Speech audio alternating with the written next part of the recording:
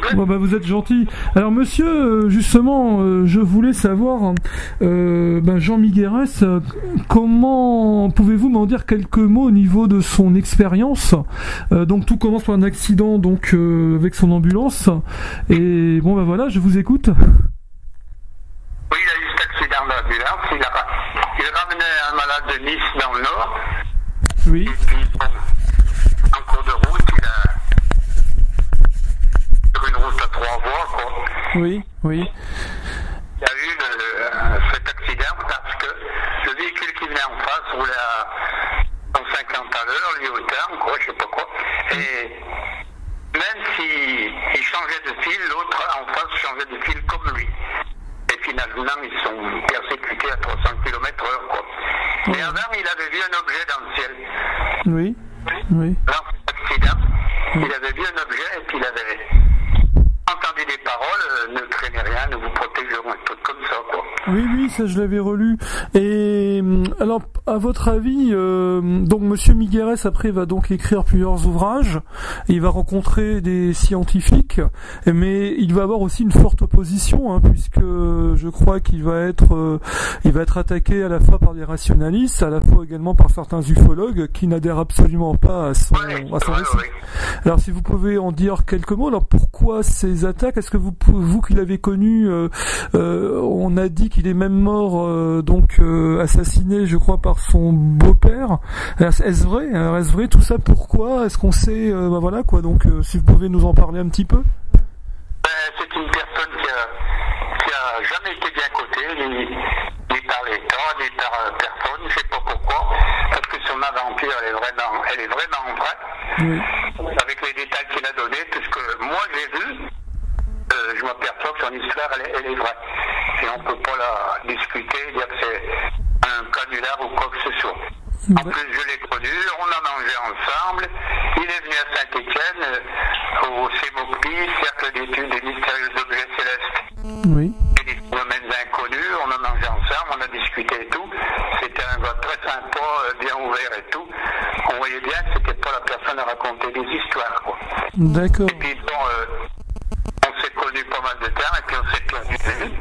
Et puis, quelques années plus tard, il est venu faire une conférence tout près de chez moi, de Saint-Étienne, quoi, à Saint-Chamond, là. Et c'est là qu'on s'est retrouvés. Et je vous mettrai une photo, là, je l'ai. Oui. Je suis avec lui, là, je vous enverrai la photo par la MP. D'accord. Et bon, on a pu discuter de lui, là. Il avait monté son groupe, le Cyrus. Oui. Et on était pas mal là-dedans, on se retrouvait une fois par mois à Lyon, à Lyon-Bron, en conférence, tout ça, en discussion, ainsi de suite, quoi. Oui. Et il nous a amené beaucoup de choses, et il savait beaucoup de choses à l'avance. Enfin, son histoire est fantastique. Avec les événements qui se sont produits quand il était hospitalisé, quand il était dans les décombres de sa voiture et tout, qu'il est resté 3 heures. C'est lui qui a dirigé les travaux pour découper la tôle, pour le dégager. Il n'a jamais souffert. Il n'a jamais saigné avec tout le nombre de fractures qu'il a eu et tout. Il s'est jamais plaint. Et on a même vu une photo où il y aurait à côté de lui un petit extraterrestre. D'accord. Qui a remonté le moral, qui lui a appliqué quelque chose derrière la nuque et qui lui a dit ne craignez rien, nous vous soignons, nous vous protégeons. Oui. Et puis il s'est retrouvé à l'hôpital. Au bout de quelques jours là-bas, il a vu une boule lumineuse apparaître dans sa chambre, tout ça, et il ne savait pas ce que c'était et tout. Et puis finalement, il s'est rendu compte que c'était pour des heures de caméra, pour discussion et ainsi de suite. D'accord. Donc c'est des extraterrestres qui lui parlaient. Oui. Oui. Et dites-moi, le Cyrus, il avait donc fondé ce groupement, ça veut dire quelque chose? Cyrus, c'est un sigle ou c'est un nom? Je vous dirai pas les abréviations parce que je ne sais pas. D'accord, c'était un sigle alors. Et donc, il étudiait avec vous et des amis l'ufologie, quoi. Il étudiait les ovnis. Oui. Voilà. Alors, vous avez dit aussi qu'il avait peut-être des dons, c'est-à-dire est-ce qu'il avait un don de médiumnité? Est-ce qu'il avait des aptitudes particulières? Oui, il avait des dons, c'est certain. Bon. Par exemple, une fois, il a emmené promener des amis près de Nice, par exemple, et ils étaient, je sais pas, une centaine de personnes. Ils se sont partagés en 2 groupes, et il y a un groupe qui est resté avec lui, mais peu de personnes. Et puis il leur a dit à ce groupe, vous allez voir, il y y a un ovni qui va se présenter, et vous verrez, il va sortir un objet un peu plus petit, qui va faire le tour 2 fois de l'ovni, qui va avoir de retour. Et le phénomène s'est produit. Pendant que les autres, le groupe n'a rien dit du tout, parce qu'ils n'étaient pas avec eux. Oui. Enfin, moi, j'ai vu des vidéos qu'il avait fait. Quand il faisait des conférences, je ne sais pas où il avait été. Dans une île, je ne sais pas si c'est l'île de la Réunion ou quoi que ce soit. Oui. J'ai fait des vidéos de paysages, de mer, de vues, de montagnes, d'arbres, de nature, quoi. Oui. Et quand on a regardé les vidéos, on a tous été surpris. On a vu que sur ces vidéos, il y avait pas mal d'ovnis, quoi, et même un vaisseau mer. Ah bon, d'accord. Alors, Jean Migueret est un contacté, en fait. On peut dire que c'est un contacté comme Adamski ou d'autres personnes. C'est ce que je pense, ouais, aussi. Oui, oui. Et alors, j'ai lu qu'il avait rencontré des scientifiques. Est-ce que vous savez pourquoi et qu'est-ce qu'il a fait avec eux? Justement, il a rencontré des scientifiques parce que on l'a passé partout, détecteur de mensonges, 1000 questions et ainsi de suite, pour voir que s'il délirait pas, parce que l'accident, s'il n'avait pas pris un coup vers la tête. Et il a passé 1000 questions, 1000 réponses. D'accord. Alors, il cherchait à savoir s'il était sain d'esprit, en quelque sorte, quoi, suite à cet accident. D'accord. Il a été poursuivi toute sa vie. Comme j'ai dit, par le fisc, par tout le monde. D'ailleurs, il allait dans les bureaux, des fois, tout ça, et les personnes qui lui discutaient et qui se contactaient et tout, tous leurs ailleurs, ils avaient son bouquin. Ils avaient leur bouquin. D'accord. Le bouquin dit donc, ça faisait pour dire que il n'y croyait pas bien, quoi, cette histoire, quoi, ces gens-là, quoi. C'est pour ça qu'il était persécuté, quoi. D'accord. Comme à la sortie, il était invalide, après à 100% et tout, il avait une pension invalide et ainsi de suite. Et bien plus tard, ils ont réclamé 8 millions de non payés, d'impôts, des trucs comme ça, malgré qu'ils ne devaient pas en payer. Non, d'accord. D'accord. Ils ont cherché... Il a fui de Nice, il a séparé de sa femme, de ses 2 enfants, il a fui de Nice, il est allé ailleurs, il est venu à Lyon, là, bon, moi je suis à côté de Lyon, je suis à Saint-Étienne. Et là, je l'ai retrouvé de retour et tout, on se voyait tous les mois, disons. D'accord. D'accord. Donc il avait divorcé de sa femme alors, hein. Il avait quitté sa femme, il avait divorcé. Oui, à cause de tout ça, quoi. Parce que quand il en avait parlé, tout de suite, elle a fait venir un psychiatre. Elle lui dit, ça y est, il est malade, il a pris un coup derrière la tête. Parce que les gens, bon, ils sont pas habitués à des problèmes pareils. Hein. Ben oui. Moi, je vois personne, hein, je suis tout seul. Hein. Je reste des mois, je vois jamais personne. Pourquoi? Parce que j'ai vu beaucoup d'ovnis, parce que j'ai reçu des messages. Je suis un contacté psychique, personne ne veut me voir. D'accord. Ouais. Ah oui, vous parlez de vous-même là, ou vous parlez de Jean Miguel? Moi-même, oui, c'est pareil. D'accord. Je suis pas tout jeune, je suis pas tout jeune. Oui. J'ai à peu près 50 observations dans ma vie, des contacts psychiques, des rendez-vous avec eux.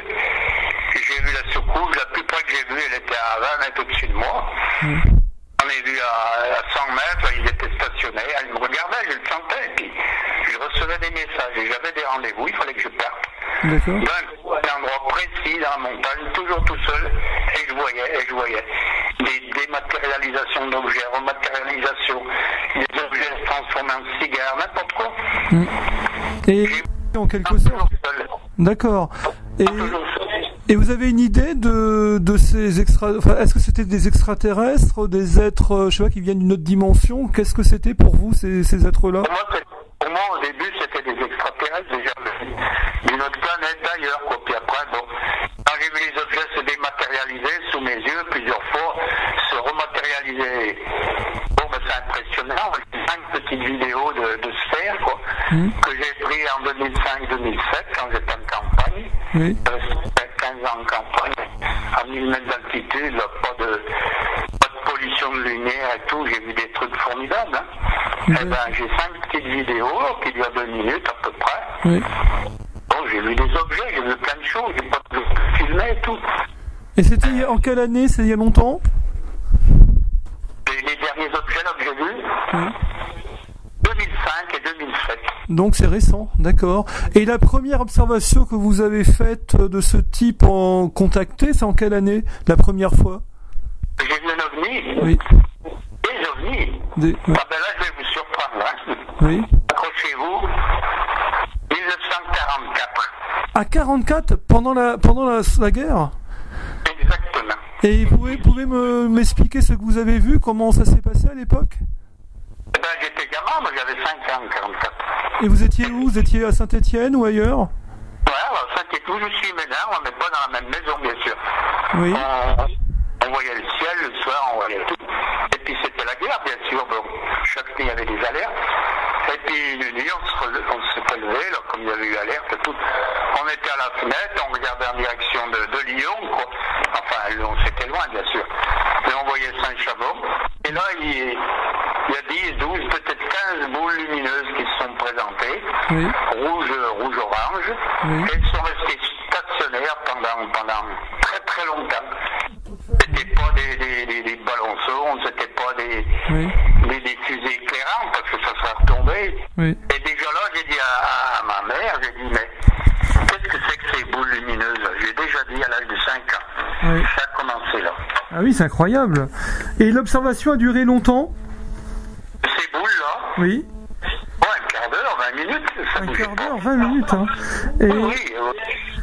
Et On avait l'impression qu'ils regardaient la guerre. Ah oui, qu'ils regardaient, oui, qu'ils observaient, quoi. Ouais, parce qu'il y avait pas mal de bombardements. D'accord. Et vous avez été le seul témoin ou il y a eu d'autres personnes qui ont vu ces boules? Ma mère, mais bon, elle est décédée, bien sûr. D'accord. Ah oui, ça a dû vous, en tant qu'enfant, ça a dû vous marquer, effectivement.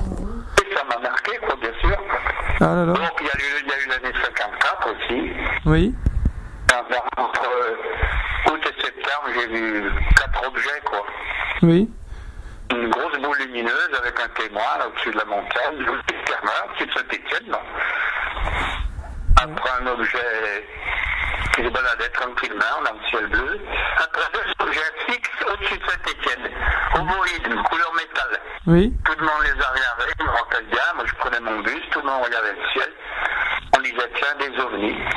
Alors. Et puis un autre qui nous est passé au-dessus, là j'étais encore gamin, hein.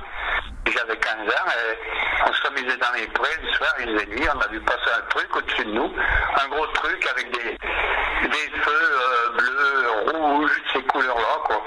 Sans bruit, sans rien, il nous a passé droit de la tête, mais un truc énorme. Oui. Ah ouais. Et qu'est-ce que je voulais dire? Un truc énorme, c'était comme un cigare volant, c'était autre chose au niveau forme? Une forme, on n'a pas bien pu voir la forme. Je pensais plutôt à forme triangle, un peu triangle allongé. Un triangle allongé, une sorte de trapèze, une sorte... Ah ouais. Ouais. Et on a couru là dans sa direction, mais on savait pas ce que c'était, quoi. Bon, il nous a laissé tomber, hein. D'accord. Vous avez en fait été spectateur de ça et le phénomène est passé devant vous en fait. C'est ça que vous me dites.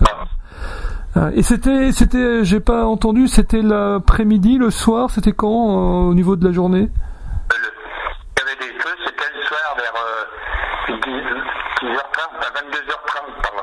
Vous savez, on était gamins, on s'amusait dans les prés le soir. Oui. C'était la nature, on s'amusait, on était 7-8, on s'amusait, quoi. Et il nous a passé au-dessus de la tête. D'accord. Et après... Le lendemain, on était voir s'il n'y avait pas des traces, s'il y avait quelque chose, mais on n'a rien trouvé. Vous n'avez rien trouvé. Et ensuite, il y a eu d'autres observations. Alors, vous me dites que ça a été dans le temps étalé, vos observations. En fait, il y en a eu... Oui, toute ma vie, même maintenant, je ne peux pas prendre des photos, parce que j'ai toujours quelque chose dessus. Ah, c'est curieux. J'en ai pris encore hier, j'ai encore quelque chose dessus. Je suis en train de le regarder. Ah, d'accord. Et dites-moi... Pourtant, je suis en pleine ville. On n'est pas dans la montagne, on est en banlieue, un peu de ça. Oui. J'ai un trou, et j'ai un peu de ciel que je vois, les photos, il y a quelque chose dessus. D'accord. Alors, c'est pour ça je faisais partie d'un groupe à Paris. Ils n'arrêtaient pas de me questionner, ici et là, et que c'est pas normal, expliquez-nous ça et pourquoi. Alors, ils me foutaient la lourde, j'en avais marre. Ils disaient, mais je vous ai envoyé des photos, je vous ai tout expliqué. Ça ne faisait pas, il faut leur donner mieux de détails. Oui. Ouais, je comprends, oui. Et dites-moi, pour revenir à Jean Miguerès, des fois on lit sur le net que cet homme donc a été assassiné par son beau-père parce que soi-disant il trompait sa femme à Terre-Larigot. Comment? C'était même son beau-père parce qu'il le prenait pour un gourou. Ah, d'accord. D'accord. Au mois donc il a été assassiné en juillet, je me rappelle. Oui. 2-3 mois avant, les avant-dernières réunions qu'on a eues avec lui, il nous avait dit on va me tuer, je vais prendre une balle derrière la tête. Ah, d'accord. Il avait été déjà menacé alors? Ou il avait... Oui, oui. Ouais. Parce que c'était le monsieur, le père de sa compagne en somme. D'accord. Il le prenait pour un gourou, mais c'était pas gourou du tout, hein. Oui. Rien à voir. Et en fait, le père de sa compagne est allé dans l'extrême. C'est lui qui a eu un coup de folie en quelque sorte, quoi. Bon. Exactement. Il a fait 3 ans de taux, là. Ah, quand même. Ouais, d'accord. Eh bien, c'est triste. Hein, c'est une histoire triste. Et il avait des enfants, cet homme-là? Avec sa nouvelle compagne. Oui. Non, il n'avait pas d'enfant, non. Hein, d'accord. Et alors, ce qui est très intéressante, c'est dommage qu'elle soit un petit peu... Pardon? Elle s'est étouffée, je sais pas pourquoi. C'est-à-dire, j'ai l'impression qu'on ne prend pas au sérieux, quoi. C'est ça, on prend pas au sérieux On n'a pas pris au sérieux, pourtant il y a vraiment eu des choses extraordinaires. Oui. Avec... Oui. Vous savez, c'est comme les grands contactés américains, c'est pareil. Hein, les grands contactés américains, ils ont été aussi un petit peu vilipendés. Hein, Adamski, Manger et d'autres. On les prend pas au sérieux. Hein, pourtant, il semble bien y avoir quelque chose au départ qui va donner tout ce comportement et ces visions. Et c'est vrai que c'est dommage qu'on rejette systématiquement tout ça parce que ça paraît invraisemblable. C'est dommage. C'est dommage. Parce qu'on se prive de quelque chose. Pardon? Une chose qui nous dépasse encore. On n'est pas prêt de tout comprendre, on n'est pas prêt de tout savoir. Oh oui. Moi, je suis un peu médium, même beaucoup des fois, ça dépend. Oui. Je vois l'aura, par exemple. Oui. J'ai vu toute ma vie, je crois que tout le monde le voyait. Et j'ai réussi pas mal de fois à voyager dans l'astral. Oui. Et je me suis rendu compte de certaines choses, je ne peux même pas en parler parce que je ne veux pas passer pour un fou. Oui, je comprends. Oui. Ah là là. Dites, j'ai une question à vous poser. Alors, au vu de votre expérience personnelle avec le phénomène OVNI et en même temps par votre vécu aux côtés de Jean Miguerès, que sont les ovnis, est-ce que ce sont des véhicules? Est-ce que ce sont bien des extraterrestres? Est-ce que ce sont tout à fait autre chose? Est-ce que c'est des êtres spirituels, des êtres interdimensionnels, autre chose? Quelle est votre, votre connaissance là-dessus? Il y a un peu de tout. Hein. Il y a un peu de tout? Oui. Il y a des bons, il y a des mauvais, il y a d'autres dimensions, il y a d'autres planètes. C'est terrible. Il y a un nombre de variétés extraordinaires. Si on disait le chiffre, on serait suffoqué. On en a même plein sur Terre, mais enfin, pratiquement on n'en parle pas bien, personne ne le sait. On a des bases sur Terre en pagaille. Et ils sont là, et ils trafiquent, et ils manœuvrent, et ils font des expériences, même sur les humains. Hein. Alors, pour les bases, vous faites penser à Jimmy Gueux qui disait qu'aux États-Unis... Jimmy Gueux, c'était un ami. Hein. Ah, ça vous l'avez connu? Ah, d'accord. J'ai discuté avec lui en téléphone, hein, je ne l'ai pas vu les yeux. Oui. J'ai discuté, j'avais envoyé mon dossier au nid un peu et tout. D'accord. Ouais, mais Jimmy Gueux, il était en avance sur son temps. C'est pour ça qu'on l'a supprimé aussi. Et il n'y a pas que lui. Il n'y a pas que lui, malheureusement. Il ne faut pas en parler, là. Tous ces groupements, ces gros groupements, n'importe quoi, là. Le GFR, le MUFON et tout, c'est tout des rigolos, hein. Moi, je leur fais plus confiance à ces gens-là. Pour vous enterrer, ils sont bons, hein. Oui, c'est ça, ils enfument beaucoup les gens, hein. Le GEPAN explique tout par des lanternes thaïlandaises, bien souvent, hein. C'est comme ça, des drones. Thaïlandaises, il y en a. Et puis des étages de fusées russes qui les intègrent, qu'on voit toute la France, il y en a, hein, comme en 1990. Oui, la vague du 5 novembre, oui, tout à fait. Ah oui, là, ils ont été forts au GEPAN. D'ailleurs, ça a été une des causes de son discrédit, parce qu'à l'époque, le responsable du GEPAN avait bien déclaré que c'était une fusée russe, point barre, il voulait pas en entendre parler. Oui. Fusée russe qu'on voit dans toute la France, la Belgique et l'Angleterre, faut pas déconner non plus. Bien sûr. Et puis à l'époque, il y avait Lumière dans la nuit qui avait enquêté, vous savez, sur des cas... Pardon? J'en ai fait partie longtemps, Lumière dans la nuit. Ah, vous avez fait partie? Vous étiez enquêteur là-bas? Enquêteur non, mais je travaille avec le groupe, l'ancien, là, Monsieur Vélite. Avec Monsieur Vélite, hein, oui, c'était la grande époque. Voilà. Oui. Sur l'Union. Oui. Vous l'avez connu, Monsieur Vélite? Oui, je l'ai connu, moi. Très vieux, hein. Ah d'accord. C'était un homme qui s'intéressait un peu à tout, lui, hein. J'ai l'impression au paranormal, aux ovnis, un petit peu. Il était très. Il a fait une belle observation une fois. Oui. Sur une montagne, là, on trouvait à Relisieux. Oui. Il avait vu un matin 7 objets. Ah bon? 7 objets du côté de Lisieux, en Normandie? Oui, une montagne, là, on trouvait le Lisieux, si ça s'appelle. D'accord. 7. D'accord. Ah ouais. C'est en quelle année, ça? Non, c'est vieux, hein. C'est vieux, année? 25 ans, moi, je sais pas. D'accord. Ce Lumière dans la nuit, à l'époque, était un grand groupement, hein, je crois. Ils avaient des groupes d'enquêteurs un peu partout en France, sauf erreur. Ouais.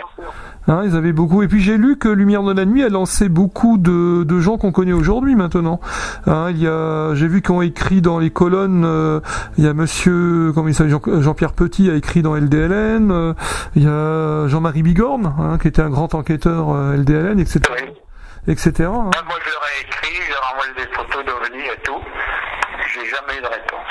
C'est pour ça que j'en ai fait partie longtemps. Oui. Ah là là. Ouais. C'est pareil. J'ai envoyé des vidéos, des trucs. C'est pareil, je me suis fait ramasser. Enfin là, beaucoup de personnes se font ramasser, hein, c'est dommage. On dirait qu'ils sont là comme, comment dire, pour endormir le grand public en disant bon ben voilà, il n'y a pas trop de phénomènes, ne vous inquiétez pas, tout va bien. C'est un petit peu, ça semble leur démarche. Hein, ils ont une démarche d'étouffement. Alors c'est curieux parce qu'apparemment il y a eu trois périodes de GEPAN, je crois. Le premier GEPAN, mais le premier de 77 semblait plus ouvert et c'est après qu'il y a eu, semble-t-il, une note politique. Hein, c'est ça. Hein. C'était différent après. C'était différent, voilà. Ils ont eu, je pense, ils ont été, comment dire, un peu, on les a muselés, quoi. Hein, et en même temps, ils étaient obligés peut-être de dire des choses. Enfin, c'est compliqué. Hein, c'est moins possible. Sur 100 corps, à la sortie, il n'y en avait plus que 2 de bons. Ils n'étaient pas sûrs. D'accord. Ça démolissait tout. Ah oui. Ah non. Je m'en quitte pas tout seul. Je sais ce que je sais et je sais beaucoup de choses. Et je suis tranquille, je suis peinard, j'écris, je me prends des notes et puis voilà. Vous avez raison. Hein. Je pense qu'il faut rester indépendant et puis continuer ses recherches parce que sinon. Ouais, mais maintenant, moi je veux pas continuer longtemps dans l'état que je suis alors. Ah, mais dites-moi, comment dire, au niveau des ovnis, donc on parlait de bases tout à l'heure, il y aurait même des bases en France pour vous d'ovnis quelque part? Non. Il y en a souterraines bien sûr, il y en a dans la mer et puis des chouettes trucs, hein. Faut pas rigoler là, attention. Hein. Oui. Un peu partout, hein. Il n'y a que nous qu'on sait rien. Oui, voilà, oui. Même en France, au plateau d'Albion, par là-bas, il y a un petit extraterrestre qui a été vu, un petit rire. Et tout le monde rigole, c'est pas vrai, c'est impossible. Maintenant, il y a des bases ailleurs, il y en a de la face cachée de la Lune. Moi, je les ai vus en astral. D'accord. Vous avez des visions Oui. Il y a du monde partout, même dans les astéroïdes, il y a du monde partout. Je vous le dis, c'est dans le temps qui viendra, dans les futures années, dans une cinquantaine d'années, on dira, ben oui, il y a ça. Il y avait ci, il y avait des villes, il y avait des bois, il y avait ci. Il y a plein de ruines, il y a plein de structures partout. Mars, il y a eu une guerre terrible, ils ont tout fait exploser, ils ont tout cassé là-haut. Mars, explosion, tout a été démoli. Guerre extraterrestre là-haut. D'accord. Mais tout le monde rigole. Oui, les gens, ils ont du mal. Enfin, les gens, c'est même pas les gens. Ça vient. C'est dur à filer des trucs pareils. Oui, c'est dur, oui. Mais enfin, je pense que ça vient plutôt de certains chercheurs aussi qui ont du mal à adhérer à ça ou qui savent mais qui veulent pas le dire. Bah, on sait que la NASA retouche les photos, par exemple. Hein. Il y a beaucoup de photos retouchées. J'en ai retrouvé, là, elles ont été un peu nettoyées et tout. J'en ai retrouvé, il y a bien des choses, hein, des objets, des trucs gigantesques. Dernièrement, la fameuse tour que j'avais vue il y a longtemps, là, elle dépassait de la Lune, tout le monde pouvait la voir, je me rappelle les vidéos, là, quelques temps.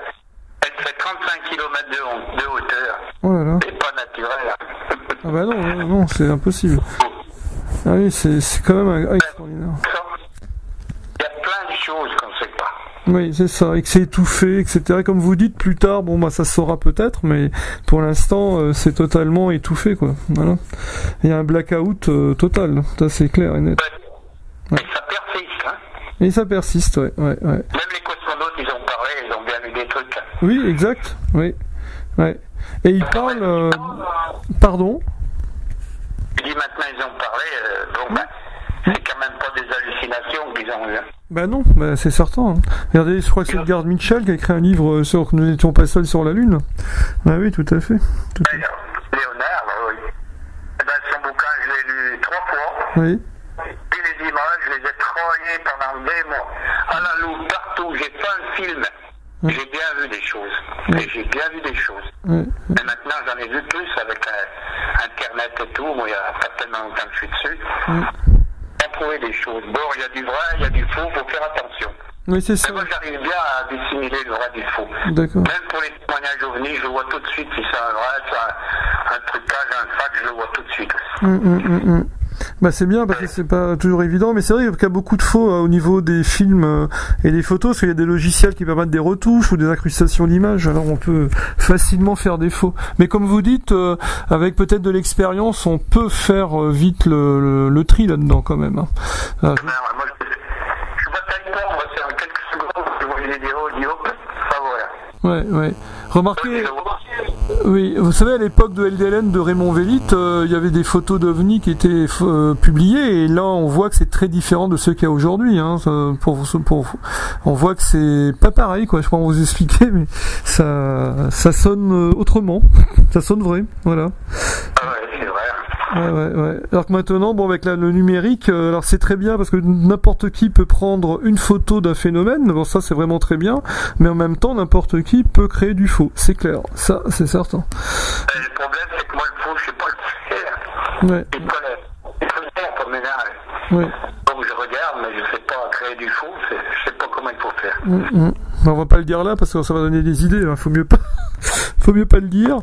Mais c'est vrai que c'est très dommageable, mais bon, en tout cas, le phénomène OVNI, lui, il s'en fiche de tout ça, hein, il est toujours là, et c'est vrai que ça pose toujours les mêmes questions, c'est incroyable. Ce qu'on lit les vieux livres, je sais pas si vous êtes d'accord, des années 70 ou 60, et qu'on lit la littérature d'aujourd'hui, ce qui change, c'est nos théories pour expliquer le phénomène OVNI, mais par contre, lui, le phénomène, il semble toujours pareil, c'est toujours les mêmes modes d'apparition, c'est les mêmes choses, c'est très étonnant, ça ne varie pas, quoi.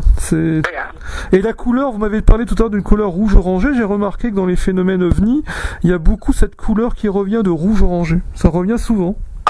Et pourquoi? En 54, là, la première boule que j'avais vue, là, en 54, au-dessus de la montagne, j'avais quelqu'un avec moi, un témoin, c'était une boule rouge-orange, elle avançait en zigzag, au-dessus de la montagne, là où je suis maintenant, en 54, et le voisin, il m'a dit, tiens, voilà les martiens qui arrivent. J'ai dit, ouais, certainement. C'est cette année où il y a eu pas mal d'observations. Oui, c'est la grande vague de 54, oui, ça, en France, ça a été énorme. Ouais. Et des fois, moi, j'avais des rendez-vous, hein. Oui. Ça me prenait le dimanche après-midi, j'étais chez mes beaux-parents, je me faisais chier, enfin, ça c'est autre chose. Et puis tout d'un coup, ça me venait dans la tête, il faut monter à la cime de la montagne, il faut y être dans 3 quarts d'heure. Et je partais, je dis, je vais faire un tour, puis je partais. Je montais à la cime de la montagne, en face de chez moi, et il y a une sacrée grimpette, hein. Je peux vous envoyer la photo, vous verrez. J'arrivais là-haut, tranquille, j'étais avec mon chien, et je m'assoyais, je regardais du côté du couchant, de l'ouest, tout ça. Puis je vois un truc briller, je dis, tiens, l'ouest, oui. Il fait encore un peu jour. C'est certainement Vénus, comme je fais de l'astronomie, je connais bien les étoiles et tout. Et puis le point brillant, il s'est éteint, il s'est rallumé plus haut, plus gros. Il a fait ça 2 ou 3 fois, il a avancé en zigzag, il a monté, il s'est rallumé. Alors là, j'ai dit, oula, c'est pas normal ça. Alors j'ai pensé, j'ai dit, si vous êtes un ovni, devenez bien plus lumineux. Le truc s'est mis à briller, je sais pas combien de fois de plus. Il a redisparu, j'ai jamais vu son déplacement, mais quand il réapparaissait, il était encore un peu plus haut à l'horizon. Et à la fin, j'ai dit, si vous êtes un ovni, venez dans ma direction. L'objet s'est transformé en cigare, un cigare lumineux, il est venu au-dessus de moi. Et mon chien s'est mis à aboyer. Là, duré 6 minutes, hein, c'est pas 3 secondes, hein. Oui, 6 minutes. C'est long, oui. Oui. Impressionnant, et c'est pas la première fois, moi, comme ça. Et d'autres histoires, c'est pareil, hein. En fait, il a interagi avec vous. Vous aviez, avec votre volonté, ce truc a interagi, visiblement. Hein. C'est pas la première fois, j'en ai eu d'autres, c'est encore pire. Ouais. Quand je rentrais ma voiture au garage, comme on me disait, il faut remonter là-haut, sur la montagne en voiture, et puis je remontais, puis là, je me sentais observé, puis je vois la soucoupe, elle était à combien de mois? Je sais pas, moi. 150 mètres, stationnaire. Et je sentais qu'il me regardait. Putain, je regardais ça, je regardais, je dis merde, c'est pas possible, c'est une soucoupe volante, c'est un avion, c'est quoi qui brille au soleil? Et puis le truc il s'est déplacé, il s'est arrêté, et il s'est transformé en une boule lumineuse, une grosse boule blanche lumineuse, et il s'est dissous sur place, aucun déplacement. Je pense qu'il change de dimension. Oui, d'accord. Ah, c'est extraordinaire, vos observations. Non, mais j'ai plein de trucs comme ça, moi. Oui. Mais je vous en dis pas plus, je crois bien que je suis parti faire un tour en 4e dimension. Oui. C'est une certaine histoire, là aussi. Oui, oui. Histoire, j'ai vu 15-20 variétés d'extraterrestres, j'ai vu des paysages fantastiques, j'ai vu des rivières, des plantes, des animaux que j'ai jamais vus sur Terre. Ça a duré 2 jours. J'avais juste à regarder le mur, et tout s'ouvrait. Comme un écran, et je rentrais là-dedans. Je pouvais zoomer, je pouvais y aller dedans. Je voyais parler les gens aussi. Il y avait des gens, mais pas comme nous, ils étaient différents, mais comme des gens, vous savez, un peu basanés et tout. Je voyais bouger leurs lèvres et tout, mais j'entendais pas le son. Ça m'a duré 2 jours. J'ai cru que je devenais fou. Mais le plus fort, c'est que, quand je suis arrivé dans cette chambre, j'étais à l'hôpital à ce moment-là, je suis arrivé dans cette chambre, l'infirmière, vous avez vu le ciel, il y a un nuage, il est tout le tour, il est arc-en-ciel, c'est magnifique. Oui. C'est magnifique, j'ai regardé, mais je ne voyais rien. Je ne voyais rien. Putain, mais je ne voyais pas, je dis non, alors j'ai plus rien dit, j'ai dit on te fout en psychiatrie. D'accord. Parce que je vois dans le ciel plein d'objets qui se déplaçaient, des blancs, des noirs. Alors quand le ciel était foncé, l'objet était blanc, quand le ciel il était noir, l'objet était blanc, ça défilait dans tous les sens, toutes sortes de formes, à toute bille, à des vitesses fantastiques qu'on ne voit pas à l'œil normalement. Et là, j'ai eu la chance pendant 2 jours de les voir à l'œil. D'accord. Ah, c'est incroyable. C'est incroyable. Et maintenant, je le sais, et quand je fais des films chez moi, alors, sans bouger de chez moi, la fenêtre, je fais un film dans le ciel, comme ça, je vois rien du tout, je mets la vidéo, je regarde image par image, et je vois plein de trucs. Je peux vous envoyer des photos. Hein, ah bah je veux bien, oui, par privé, là, oui, je veux bien voir, oui. Ça m'intéresse. Ah, des trucs sur des drôles de formes qu'on ne s'attend pas du tout. On ne peut pas les voir à l'œil nu. C'est impossible. Ils vont trop vite. Oui. Ils voyagent dans une autre dimension que le temps et l'espace différents. Pour eux, le temps est différent, oui, c'est ça. Hein, il n'est pas comme le temps sur la Terre. Oui.